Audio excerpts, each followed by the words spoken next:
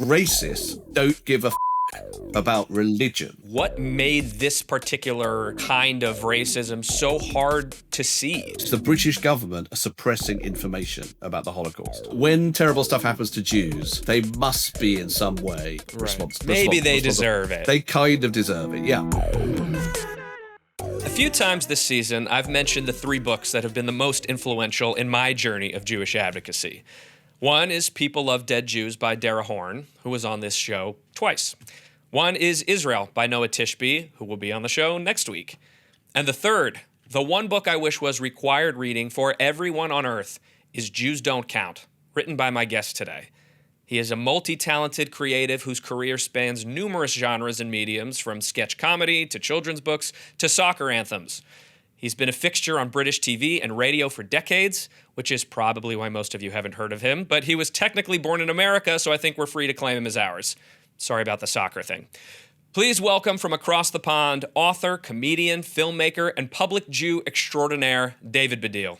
Thank you, Jonah. That's a very nice introduction. Thanks. Well deserved. David, you were really the first person, at least that I came across, to name and explain this phenomenon of leftist anti-Jew racism back in 2021. How did you decide to pivot into nonfiction, which you hadn't written before, and cover this topic, and in such a clear way? So I was asked by the Times Literary Supplement, which is a posh newspaper that's run for years. They said, we're going to have essay books. We're going to have short essay, polemical books in the style, they said, of George Orwell. And Orwell used to write these books called things like Politics and the English Language. And there's sort of punchy 10,000 word essays on the way we live now or the way they lived then or whatever. And it was because it was asked of me in 2019, round about the time that the Corbyn Labour Party, Jeremy Corbyn, who used to be head of the Labour Party, had gone through a long period when something that I hadn't expected to see, I guess, in my lifetime, which is that anti-Semitism as a thing, as an issue, was suddenly live in British politics, like being talked about all the time that you would see headlines in British newspapers about, existential crises involving Jews, British Jews. Almost as soon as I was asked, I said, I want to write a book about how the Guardians, the people who think about discrimination and racism and offence and inclusion and representation and all those things, the people who worry about minorities, they don't think of Jews as a minority. You had observed that. You knew that's what was going on. You said, this is the thing. I mean, I had done some stuff beforehand.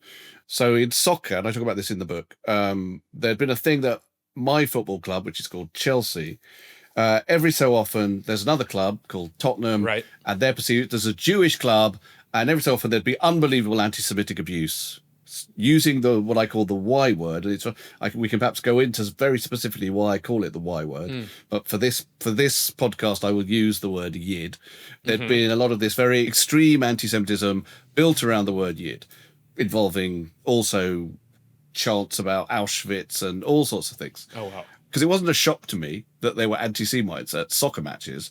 What was important was that over the course of time I've been going to football, the attitude towards that kind of offensiveness in football had shifted enormously. So I started going, because I'm old, to football in the 1970s, when everyone was a racist. But by the time you get to 2008, there's stuff in the programme that says anyone spotted on CCTV or by a steward doing any kind of racist abuse will be thrown out and banned for life, which is great, by the way. I'm very supportive of that monitoring. Right. Unfortunately, none of that applied when someone started shouting at me and my brother, who go to Chelsea Football Club every week, fuck the Jews, fuck the fucking Jews, fuck the fucking Jews, over and over again, following a general amount of chanting about the word Yid at this other club. And blah, blah, blah. Specifically directed at you. Basically, what happened was the whole crowd, I mean, this is something you should know, is that it's not like normally just one person.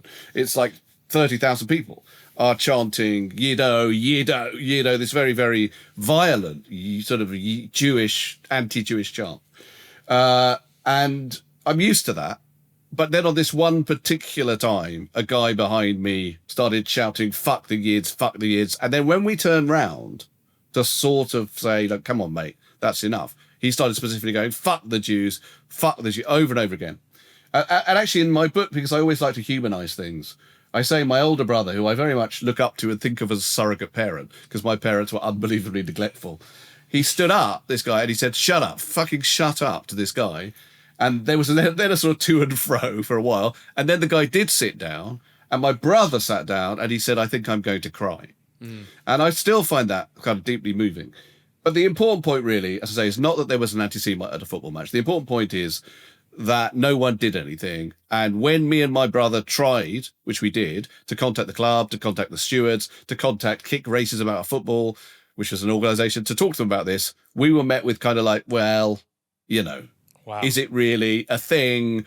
Anyway, this is a very long way of saying that I had been talking about it before. I actually made a film. I made a short film called The Y Word, which has got lots of famous soccer players from the time on it, trying to raise awareness of this issue. Wow. By the way, that film was met with unbelievable internet hatred. What I'm talking about is something which does apply to other minorities, which is a very live concern, a very monitoring, policing sense that we're trying our best to fight back against unconscious bias, against, disenfranchisement, against disempowering, against all the things that we know have applied to all sorts, and not just, by the way, ethnic minorities, also to gender minorities, disabled people, etc., etc. And yet isn't there for Jews. And the most extraordinary thing, I think, and you probably know this about me, but I should have maybe said it earlier. My mother was a refugee from Nazi Germany. And I think what is important about that, and I know that in some people this inspires, not Jews, but in some people inspires a sort of like fatigue and yawn and all the rest of it. But the closeness of that is very, very strong within Jews, and particularly within Jews who have that level of connection to that level of trauma. Yeah. And so I think it is quite hard when what I'm doing in that book and in that film is saying, it's a bit weird, isn't it, that this minority is the one that isn't thought of as vulnerable, isn't thought of as prey to racism, discrimination, extermination, extreme violence, is the one that very, very, very recently, generationally, I was sort of there. I mean, genetically, without any doubt. Right. I mean, I don't know if you, in the years since you've written this or while you're writing it, thought about this, but can you articulate what made this particular kind of racism so hard to see? So the book is really sort of like, it begins with like 12 examples, one of which is the football one. Another one is, I go to kind of high culture and low culture. So, for example, I talk about the fact that in 2017, Radio 4, which is one of the most sort of vanguard stations of the BBC, it had Jeremy Irons reading every single one of T.S. Eliot's poems. Right. And one of T.S. Eliot's poems, Burbank with a Baedeker, I think, has this line, "The rats are underneath the piles, the Jew is underneath the lot." And I remember thinking, how are they going to get away with that one? Maybe they won't have that one, even though they're saying they're doing the whole lot. And of course, they did have that one. They had a Jewish academic come on and try and make it okay. I didn't think he did make it okay. But that really isn't the point. The point is there is loads and loads of terrible racism in art and literature from times past. That would not be on Radio 4 on New Year's Day, read by Jerry, under any circumstances. There's just no way. Right. If you imagine that supplanted to another minority, it just wouldn't be there. I'm sure people have said this on your podcast already, but we exist in a time very turbocharged by the internet, whereby the easiest way of seeing the world is a binary between the powerful and the powerless, the oppressed and the oppressors. And the trouble is that Jews are a glitch in that binary. Right. Jews are an absolute glitch in that binary, because actually I accept that some Jews are rich, some Jews are powerful, certainly in America, there's no question about that. But Jews are also, they have an enormous history of disempowerment, an enormous history of disenfranchisement, and lots and lots of Jews do not fit the stereotype, including Jews in my immediate family. There are 10,000 Holocaust survivors in Los Angeles living below the poverty line. Right, know? Exactly. I mean, exactly. And so the notion of Jewish power, which goes back centuries and centuries and centuries, well before, obviously, the sort of, what we're talking about, which is a kind of modern, if you like, left wing, although I don't think it's just left wing, to be honest, but a modern way of thinking about Jews, it persists. And if the way you see the world is, well, I'm on the side of the vulnerable against the powerful, it is somehow hard to see Jews as vulnerable, despite the unbelievable history. But that's the part that where the math ain't mathin'. Yes, the math ain't mathing. As you said, the Holocaust is only 80 years ago, and yet there is this very concrete perception of Jews as powerful, despite them being the most recent victim of horrific mass genocide for which the word genocide was invented. Yes, that's correct. That's correct. And also, one of the things about, you said you had Dara on your show. Yeah. One of the things that is interesting, particularly people are like, the Holocaust, blah, there's an element of Holocaust fatigue. When I read Dara's book, and speaking to Dara, who was on my film as well, there are so many other places I had no idea, where Jews have been exterminated. China. There's been massacres of Jews in China. Who knew? Right. There's been massacres of Jews in India. There's been massacres of Jews all over the world. I mean, I actually have done a documentary about Theodor Herzl. Oh, wow. I don't know if it's ever going to come out, but I have done it. Partly because I didn't know much about him and I wanted to learn more about him. And I was in Basel, where the World Zionist Congress was for, and they just happened to have a history of the Jews in Basel. It's all just, we set fire to them, we exiled them, we tried to get some money from them, then we didn't pay them back, so we set fire to them again. Yeah, there it is. It's sort of amazing, right? How much shit, the Jews obviously have been the extreme scapegoats and whipping boys for Christian culture, other cultures as well, for centuries and centuries. And yet, it's interesting how meaningless that is. You use the term anti-Jewish racism in your book, which is a term that I like and use all the time.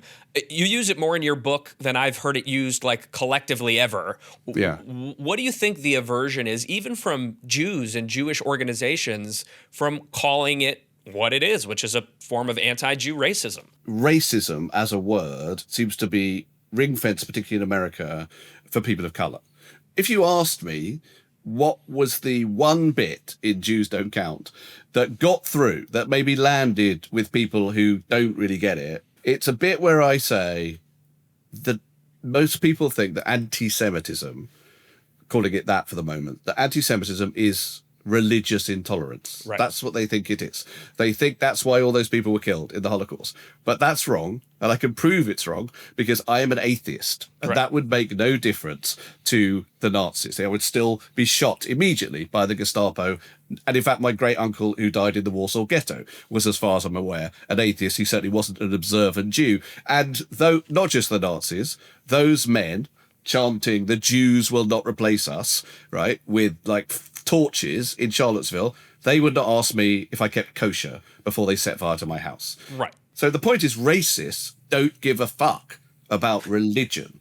As a result, it's racism, right? Because all they care about is that your blood is Jewish as far as they conceive it. Mm-hmm. And sadly, that's the thing. People sometimes say to me, "Oh, right, so you identify in terms of what the racists think." And I say, yes, because that's what racism is. And that's why I call it anti-Jewish racism rather than anti-Semitism, which is a complicated word anyway in terms of its history, but also I think leads to that confusion. Well, one thing I want to mention that I just like your phrasing of, and I think I saw this, maybe it was in an interview or maybe it was in the documentary, that in terms of the Jewish racism piece that connects, I think, is that we are Jews by accident of birth, as I've heard you say. Yeah. And I just like that turn of phrase. I think that's a very clear way to understand it. Like, there's nothing you can do about it. It is who you are. And if someone's hating you for that, they're hating you for who you are, not because you go to temple on Rosh Hashanah or whatever it is. Yeah. Well, I mean, on that note, actually, the terrible massacre of 11 Jews in Pittsburgh in 2018. Yeah. Again, I've heard that. Well, I've heard many things referred to. I talk about in that book as someone in Britain immediately decided that was to do with Israel-Palestine. It wasn't. Other people have decided it was to do with the fact that they were at synagogue. It wasn't. It was a far-right shooter who believed in the Great Replacement theory, who believed, as far-right people do, that Jews, because of this idea of power, are secretly behind immigration and secretly trying to undermine the white races in America. And that's why he killed that many Jews, right? He actually says so. That's so easy for people to jump to conclusions about how anti-Jewish hatred starts. But in fact, you're right. It always starts from an accident of birth, which is then stereotyped or imagined by racists in very, very expected ways. With Jews, uniquely, you can punch up or you can punch down at them. They're the vermin, they're the rats, but they're also controlling the world and the banks and the weather. Why do you feel like Jewish success uniquely is so resented, more so than with perhaps other minorities or ethnicities where it's more admired or at least neutral. There's a truth to that Jews are imagined by racists, the way all other minorities are, in a low status way, as stinking, vile, thieving, alien, or whatever. But also, in Jews' case, as monstrous, in control of the world, in control of politicians, extremely rich, etc., etc. In fact, there's a weird whatever the word is, consanguinity, that's probably not the word, between those two things. So when you look at sort of Nazi cartoons, or indeed modern cartoons of Jews, they will be both monstrous, but they will also be in control of the world, or that sort of alien octopus version of Jews. That's sort of both at once, right? But the power thing is unbelievably important. It's unbelievably important what you just said about punching up, because that is where you get a situation whereby anti-Jewish racism feels to a lot of people like heroism. It feels to a lot of people like virtuosity and righteous and righteousness. And there's no question that Kanye, let's go to this, the hard end of this. Kanye doesn't think that he's being a racist, right? What Kanye thinks is he is punching back at the people in control of the world, but also most specifically his career or whatever else it is. It's a fight back. And certainly in the creative arts, of course, people are always interested in the idea of the underdog fighting back. That's what most films, most Hollywood films at some level are about, the underdog fighting back. And the imagination of the power is very, very easy. It's a hop, skip and jump all the time to imagine that is Jewish. The question is a very good one about why other minorities don't have this. I think we should be careful a little bit about speaking for other minorities. I think there are Asians who definitely feel a bit of this. And I think Asian Americans particularly, because they're very successful. But in this country as well, there's this sort of economic success. But it's not quite the same. And one way in which I point out that it's not the same, and again, you must remember that I'm talking mainly about the psychology of people who care, the psychology of people who would like racism not to exist, rather than the psychology of the far right or whatever. Sure. And there's lots of reasons. We haven't mentioned whiteness, which I think is very important. Yeah. And obviously not all Jews are white. It's incredibly important to note that Jews are, there's lots of Jews of color. There's obviously many Middle Eastern Jews. The majority of Jews in Israel don't even present as white. I don't really think in terms of skin color. Right. I think in terms of racism and how you have to think about racism. And here's the problem with imagining Jews as white, which is that racists for years and years and years have not thought of Jews as white. Of course. Within, obviously, Nazi Germany, they're not thought of white, but obviously white supremacists in America, loads and loads of them don't think of Jews as properly white. And that's a constant throughout racist history. And so the word I use in the book is Schrodinger's whites, by which I mean Jews are white or non-white, depending on the politics of the observer. So for the far right, Jews are non-white. They're part of the non-general, mess of non-white races that should be kicked out of America or whatever. Whereas for the left, I sometimes think that their imagination of Jews is kind of super white. Sort of like Jews are rich and powerful and all the things that are associated with whiteness now. And so therefore, there's a woman who was one of these women who was pretending to be black. It's not the famous one. It's another one. Okay. Not Dalzell? Wasn't that her not name? Rachel Dolezal. There's another one. Okay. There's another one who's pretending to be black. And when she was discovered, like Rachel Dolezal, to be actually not black, there was a huge shaming of her. But in her particular case, all the news about her said that this woman is not black, she's white and Jewish. Jessica Krug, that's her name. Right? She's white and Jewish. And you kind of think like, why do you need to know that? Because the charade is that she's not black. And I'll tell you why. It's because somehow in the imagination, her Jewishness adds to her whiteness. It's somehow like she's more not black as a result of being Jewish, right? That's right. And that's a big problem. We are a minority who are discriminated against for reasons that are nothing to do except with an accident of birth. And that's what happens to non-white people, right? Mm-hmm. And so it doesn't really matter how you actually present, even though obviously you can pass. Some people say that to me. They say, well, Jews can pass. Would you say to a gay man, don't worry about homophobia. You can stay in the closet. It's fine, right? No, I don't think most most politically correct, most woke people would say that to a gay person. But they do say to Jews, well, you have privilege because you can pass. That's exactly right. In the book, you talk about not having an emotional connection to Israel. And I actually emailed you about this like a year plus ago. Yeah. You defined yourself as a non-Zionist, not an anti-Zionist, but a non-Zionist. And sort of articulated, I think, both in interviews in that email and in the book, that like your stance on that has sort of been hardened by what you call a racist pressure to be collectively responsible for Israel, and you shouldn't have to be just because you're a Jew, is your feeling. That's correct. I'm wondering, obviously, in that sense, there's no emotional connection, but can you at least, would you say intellectually you can understand that Israel is a central piece to the religion and necessary practically for the millions of people who would be dead without it? Yes. I mean, there's all sorts of reasons why I obviously understand Jewish emotional connection to Israel.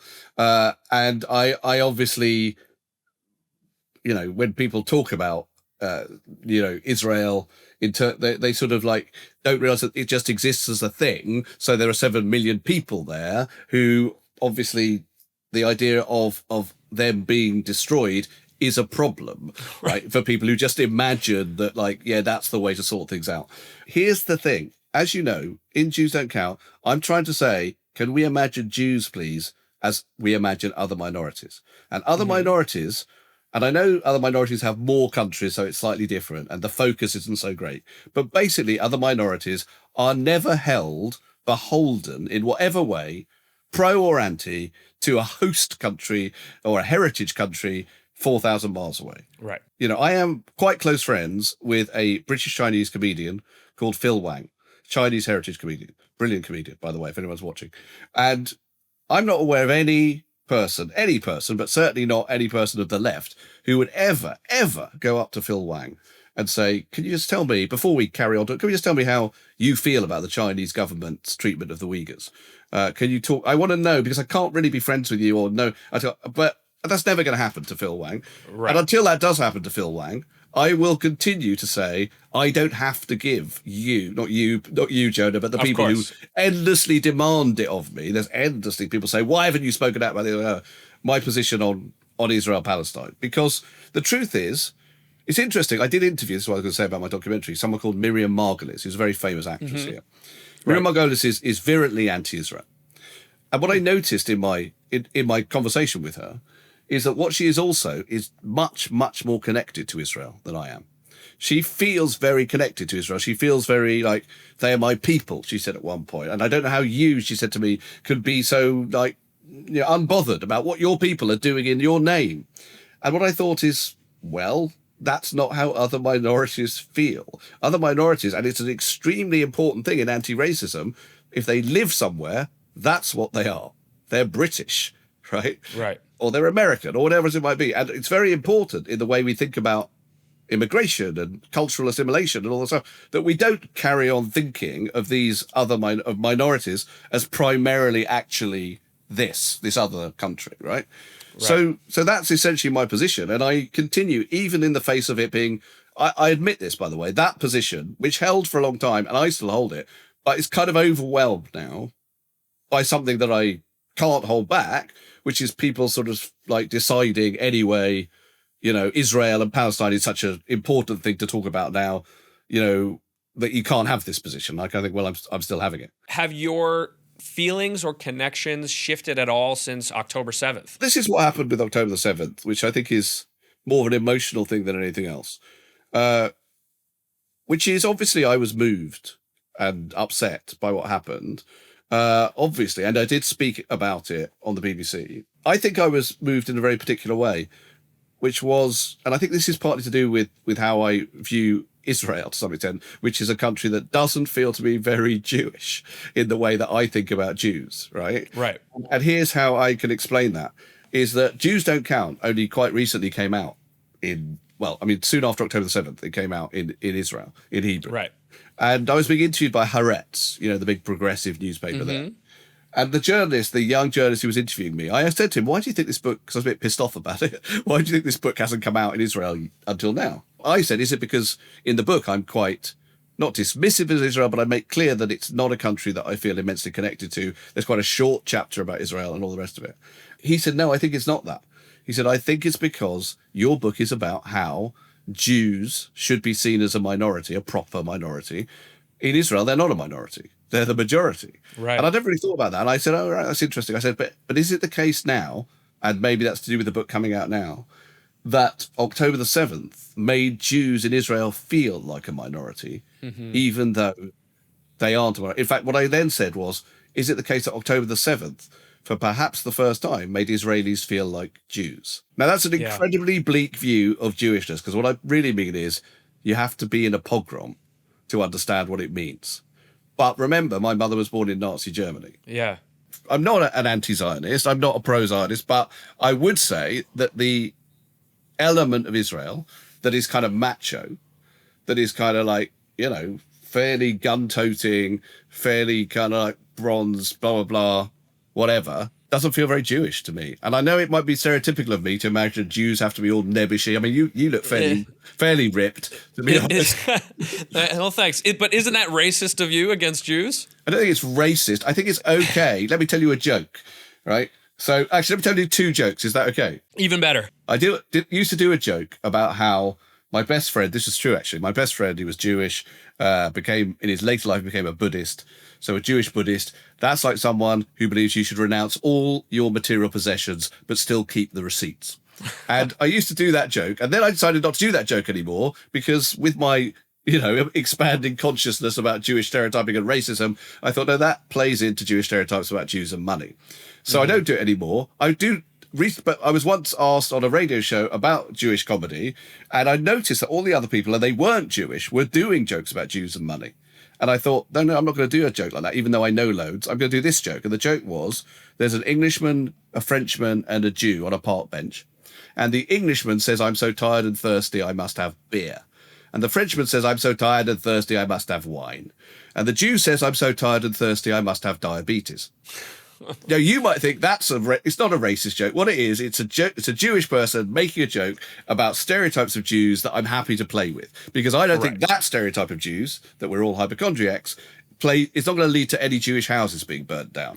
Right. Whereas the money one, actually, that does. Going back to the October 7th of it all, what would you say, if anything, surprised you most about the world's response? What I've noticed is, if you talk, which I did quite a lot at that time, and I still do, about anti-Semitism rising and people being anxious about anti-Semitism and terrible stuff that's been going on in America and elsewhere in terms of attacks on Jews, what will instantly happen is that people will say, oh, right, and you don't think it's much, much worse for the people of Gaza. You're not thinking about the people of Gaza. All these Jews being slightly uncomfortable. And what I think is, you see, what you've done there is exactly what I'm resisting.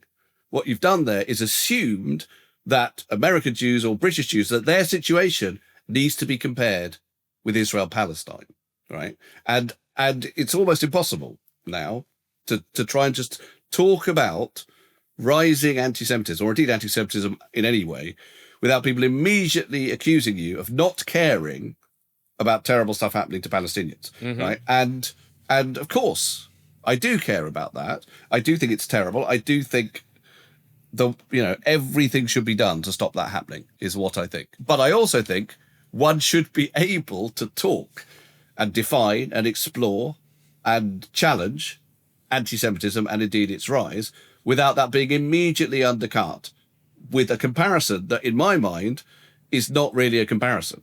I mean, I tell you, what happens is that even quite thoughtful people, certainly quite left-wing people, give a sense that if there is rising anti-Semitism, if there is very awful, violent attacks on Jews, I think what happens is, particularly because people just immediately say, well, obviously it's to do with what's happening in the Middle East, there's a sense in which it's understandable. Right. Now, I think that's really, really problematic. 100%. It is, at the same time, just the phrasing, well, that's understandable, is a kind of rationalizing excuse for it. Your documentary that you made, also called Jews Don't Count. Yeah. What did you set out to do with that? How is it different, or what were you trying to do to expand on what you had done in the book? At some level, which is very banal, I just wanted to spread the word. You very kindly said you felt this is a book that should be read by everyone. Yeah. Certainly I feel that. And if you do a TV show, that's one way of doing it. But then I did another thing, which was, a few people weren't sure about this, but I did it, was I had some big stars on it. I had David Schwimmer on it. Right. I had Sarah Silverman on it. I had Stephen Fry, Miriam Margolis, who's a massive star in Britain. And that's partly because I want to make it clear, A, these are issues that I wanted to hear people talk about, the word just me, and articulate and interesting people, but also people that maybe you'd have in your homes, as it were, without really thinking about their Jewishness. I mean, even though Sarah and David are probably people, I don't know if they do. I mean, there was an interesting conversation with David about Friends, right? And one of the things we talked about, and this is, I would say, is an expansion of the ideas in the book in an interesting way, is, like I said, obviously Friends has got quite a lot of deserves stick. Stick, sorry, it's an English word for, criticism, for being not diverse enough, for being too white. And of course that's true. And it's completely true, and it's an issue with that show. But I said to him, but if you were to say, maybe just even as a thought experiment, maybe not even trying to say this makes it okay, but to say, well, actually, there was a minority in that show. Two of the characters were part of a minority. There were two Jews in the cast. 3 Jews, right? 3. No, I don't think so. You think Rachel's Jewish? Well, because Rachel, Ross, and Monica. I think Rachel isn't Jewish, is she? Rachel Green is not Jewish? See, by the time you get that, I think you're starting the race to say, you see, there were too many Jews. I think she might have been initially, and then it seems to fade. I mean, it's interesting, American TV and all that stuff, because, of course, American comedy in the sort of like up to the 90s, I would say the voice of it was incredibly Jewish. Oh, yeah. At the same time, there was still an anti-Semitism towards that. So I haven't really finished the same thing about Friends, but I mean, in Seinfeld, which is an incredibly Jewish show, they still had to make George Greek. Right. I talk about that a lot, yeah. George Costanza, he's Greek. And that's because the network said, oh, Jerry is Jewish, so that's enough Jews. And it's interesting that that's enough Jews. Right. With Friends, I was talking to David about how much trouble he would get. I said, I can say it, I'm going to say it. How much trouble he would get for saying, well, there was a minority in that show. I'm Jewish. And then he said, yeah, people would just say, not a proper minority. Right. Having said that, Jonah, someone said to me the other day, and I think this is true, they're a filmmaker who said, oh, I was in a meeting the other day and we were talking about the casting of a Jewish part, and people started saying, oh, we should probably get a Jewish actor for this part. And he said that would never have happened before your book. And of course, I'm not very bothered about authenticity casting. What I was bothered about was the leaving out of Jews from authenticity casting, and right. what that says about people's attitude to Jews. I think that's an important distinction and one of great value. Yeah. So now I want to shift to a different book, your most recent book, My Family. Oh, cool. Which is a book you wrote about your upbringing, your family. Yeah. Really candid, totally open, funny, vulnerable. Yeah. Let's start with your dad. Your father, Colin, was raised in Wales, where there are almost no Jews at all. The story I'd always heard was that his grandfather, my great-grandfather, Barnett Baddiel, had come from Lithuania or Latvia, fleeing from Russian pogroms. So let's be clear, my mum's fleeing from Nazis. On my dad's side, they're fleeing from Cossacks. And he smuggles himself on a timber boat or something, and he wants to get to New York. But he doesn't speak any English, and the boat stops for refueling at Swansea, and he just gets out. And I assume 10 years later, he has got enough English to say, where is the Statue of Liberty? And someone says, well, it's a long way over there. And I think that's why a lot of Jews are in Manchester or Swansea or Liverpool or all these ports in Britain, because they were trying to get to America, but they didn't know where America was. And, that's hilarious. And that's why my family on that side are in Swansea. And actually that side of my family became massively Orthodox, set up yeshivas all over Britain. And sometimes I bump into the Frummers, and there's normally 10 of them, and they don't really like me because they don't watch telly, and I'm not Orthodox. So actually the young ones are very sweet, but the older ones, they all hate me.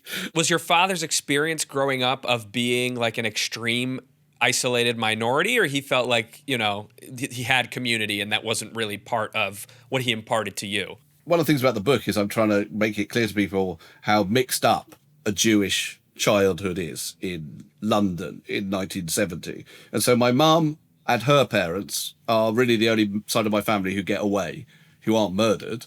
And they arrive they go to Cambridge. Then my grandfather is interned on the Isle of Man. I've written another whole novel about this, which is about the internment of Jewish German refugees on the Isle of Man. It's a very, very screwed up childhood that my mum has. But then we are having, say, Seder nights or whatever at our house, and they are the sort of, they're Reformed Jews. They lead it. Meanwhile, my dad, who is a very working class Welsh guy, is sitting there saying he used to call it Ollie Wally Bolly, and when's the fucking Ollie Wally Bolly going to finish so that we can eat, right? And generally he was like that. We went, me and my brothers, to a very orthodox Jewish primary school, the Northwest London Jewish Day School. And we went there because it was the nearest school that Jewish kids wouldn't get beaten up for being Jewish in London in 1973. And we were wearing couples and tzitzit and eating kosher and learning Hebrew. Meanwhile, our dad is making us bacon and eggs for breakfast, right? So it's all screwed up, essentially. Very confusing. Yeah, but my dad, I think he was much more Welsh than he was Jewish, really.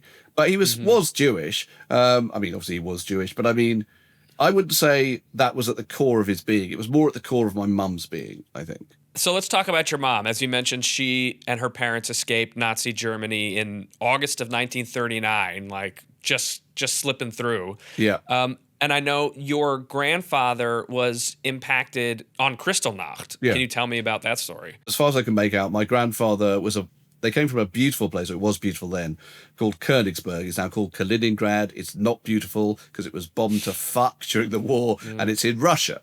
And he was arrested after Kristallnacht, and along with a lot of Jewish men, I think like over 80,000 Jewish men, were sent to concentration camps before the war, like 1938, and he was sent to Dachau.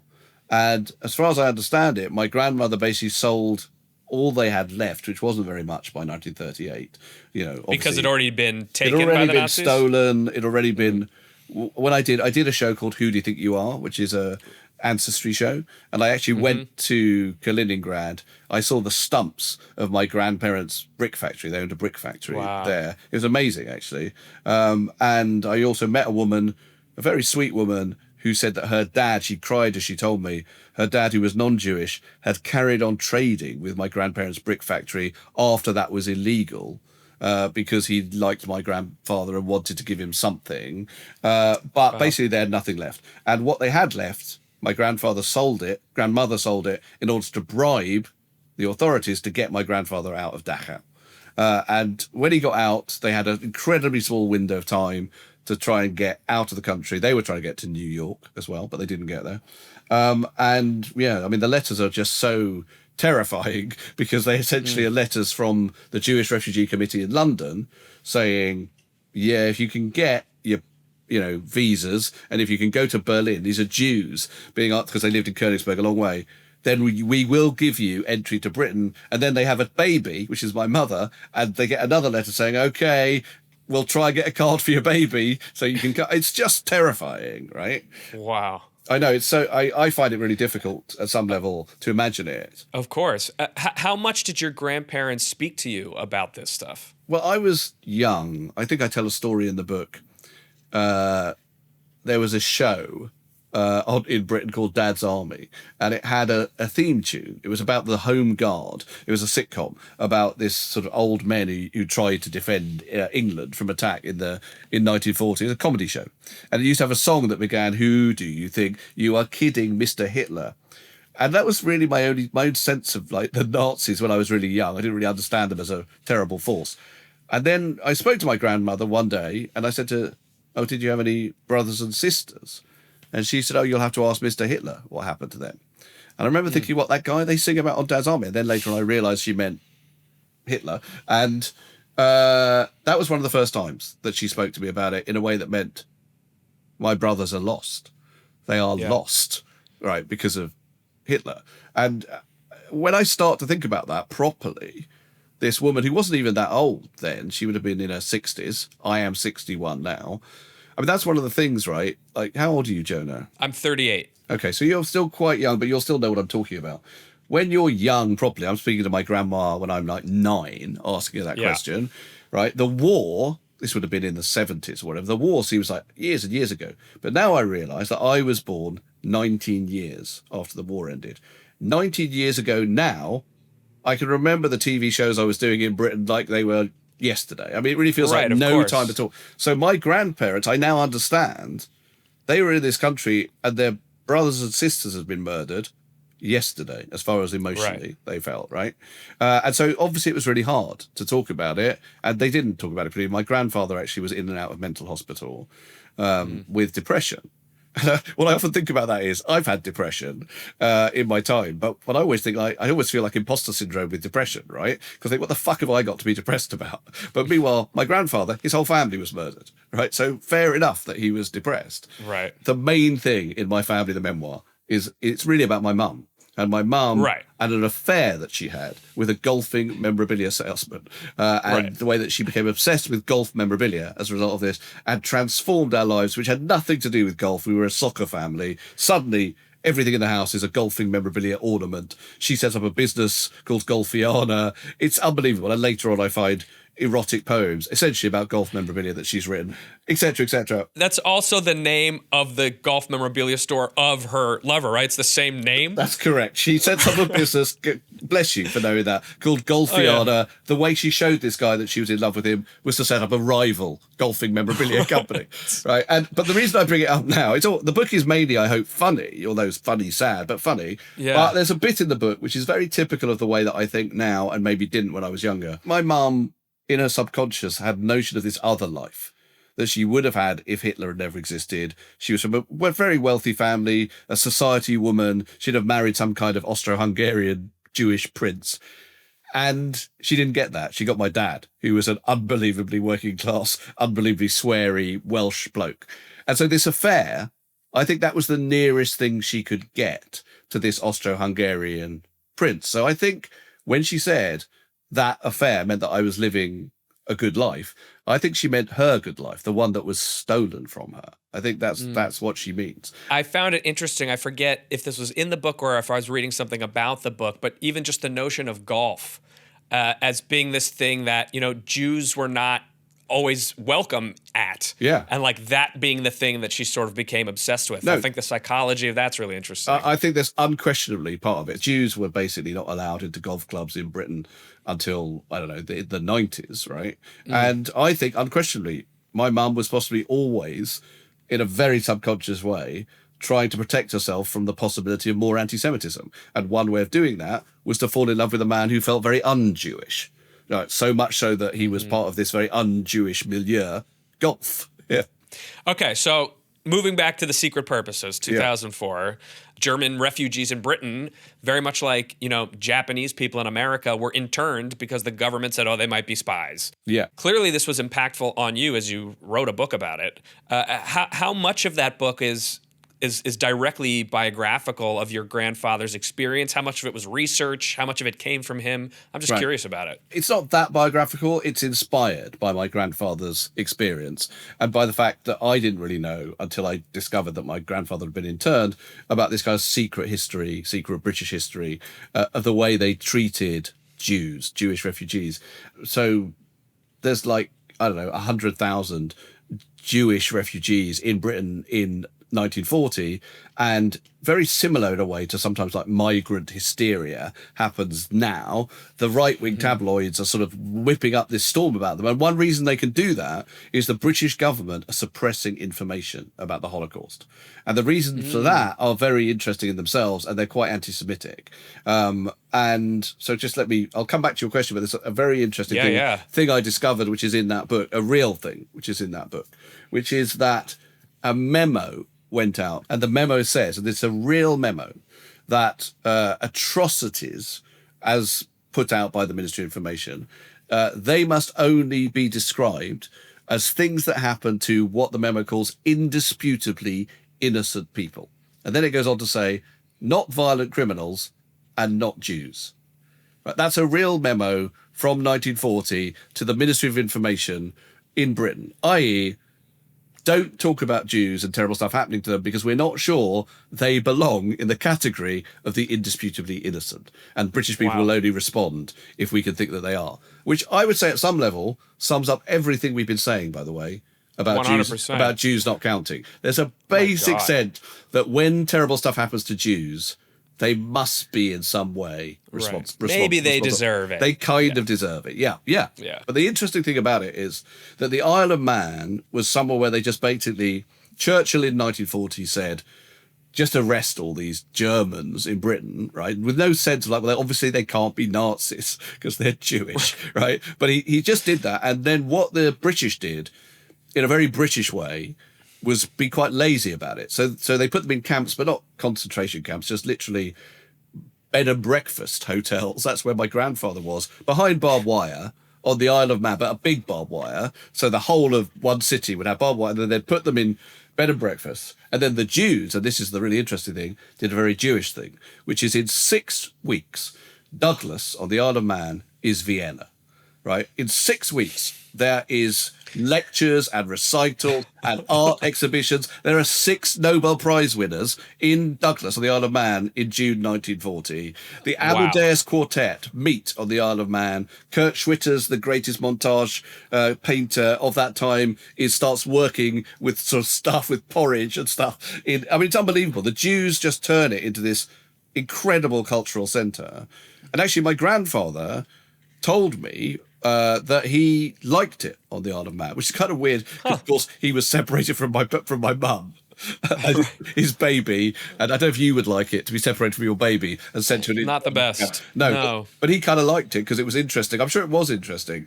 Anyway, I thought that was a great setting for a novel, so that's why I set it there. Now I want to talk about you've been very busy. I want to talk about your 2023 book, The God Desire, which I resonated a lot with. I would call myself more an agnostic than an atheist. Atheist is I'm a little more humble than you. I think it's more unknowable than conclusive. I experienced that God desire, and it's something I've actually spoken about on this show. For my audience, can you define the God desire? And have you totally, have you made up your mind giving up, there's never going to be a connection to the divine, period? We talked about how atheism is at the heart of my explanation of anti-Jewish racism, that it's not religion, right?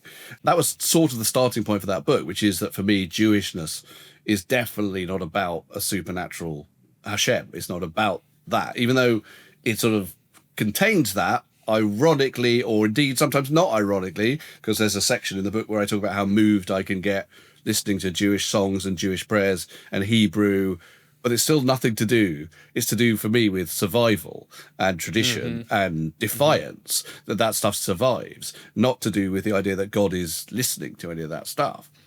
But then I thought more about it, and I thought, like, I want to write an atheist book that is different, I think, from most atheist books, because what it acknowledges is how much I want God to exist. And in fact, it's my desire, it's my want that makes me know he doesn't. Insofar as I think, well, everyone wants this thing. Everyone is frightened of death. Everyone is frightened of meaninglessness. Everyone would like to see their loved ones again if they've gone. Everyone would like to feel that they have a purpose in life, that justice will provide, all the stuff that we want that isn't real about the world. We want that stuff. And so we have an answer, if we want it, which is that God will make that stuff happen, right? Or in whatever mysterious way, that God has a plan, and that plan includes that we are being witnessed and that there is a meaning, and we're not just knocking about as atoms for no particular reason. And so the more I feel that desire for that stuff to be true, the more I think, yeah, that's what leads to God. That's why we project God into the world, because he answers all those problems for us, right? All those very, very deep psychological problems. And the difference is that I therefore don't dismiss religion. I mean, I wouldn't dismiss it anyway, and I think that's to do with being part of a minority. But I also, because I own the desire. So when, I think in the book, when I say that Bertrand Russell says, after I die, my body and my ego shall rot, and then he goes, but I scorn those who would shiver at the thought of oblivion. What I think is, what do you mean scorn? right? Why are you scorning people who are frightened? And I don't believe you're not frightened, Bertrand, right? Everyone is frightened of death. And it's okay to be frightened of death. It's okay to hope that there's something magic that will mean that there is something beyond death. I'm going to give a quick shout out to my cousin Alexander, who sent me a little something about this once I did my monologue about how I don't believe in God.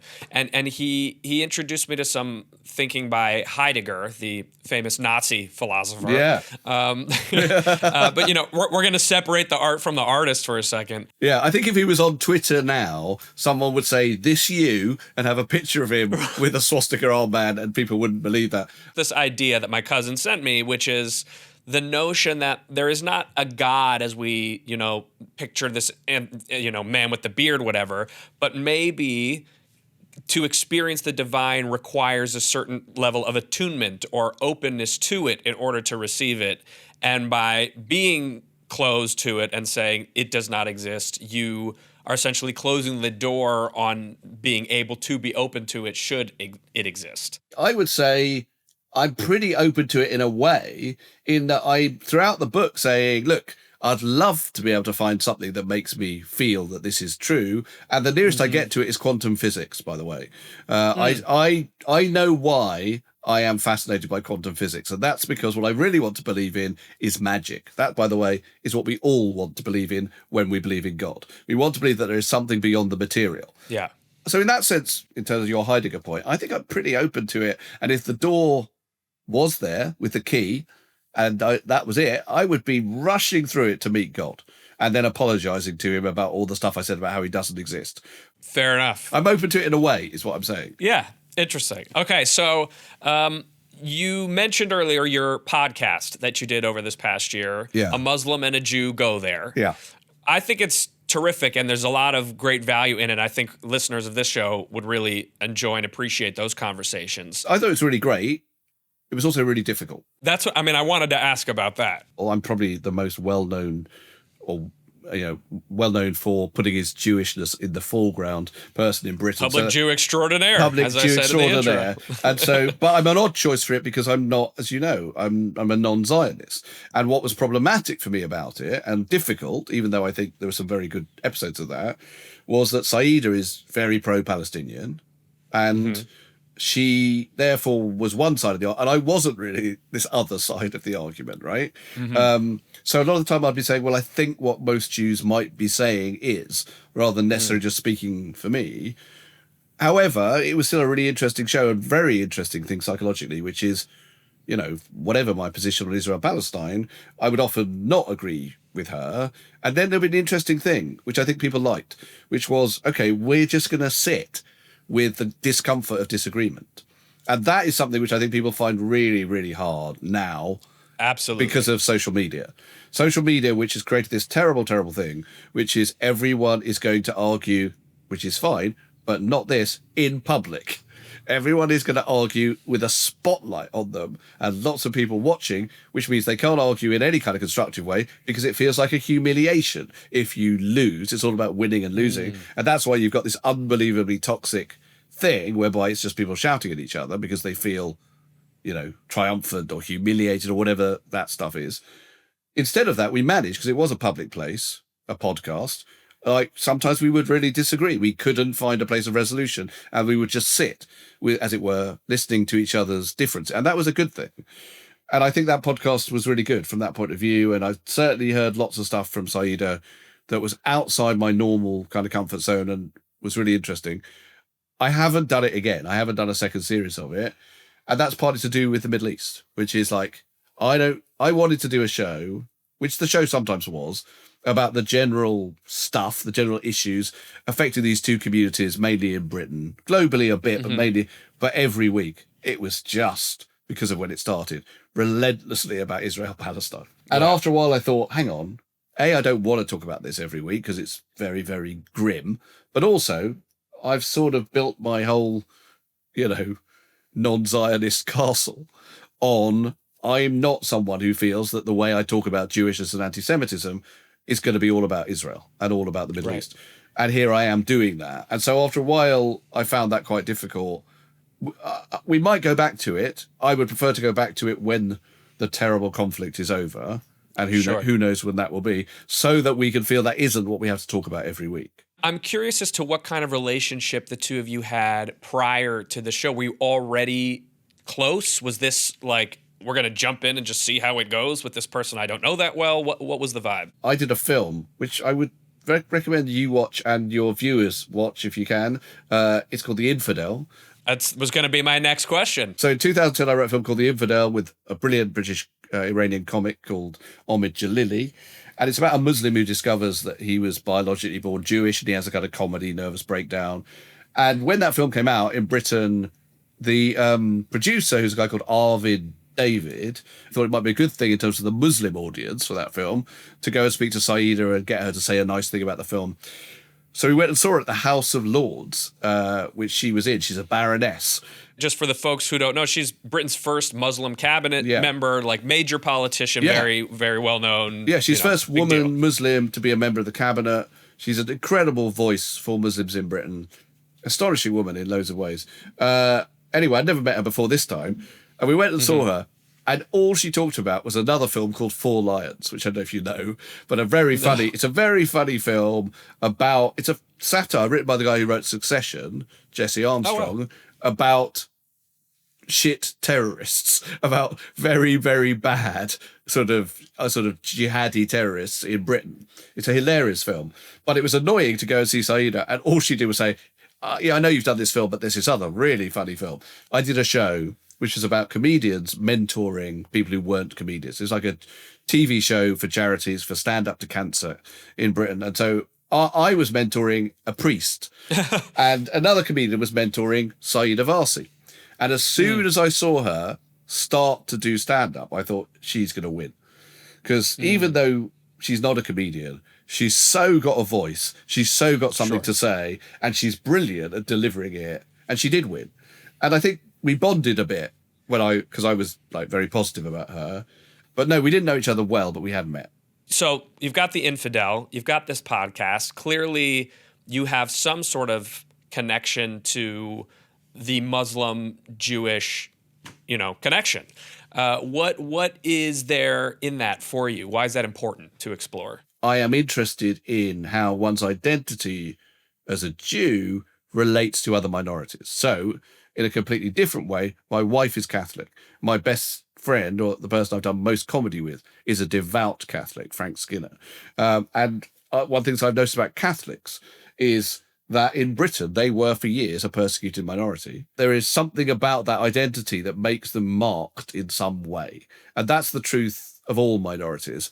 And it's not true of the majority.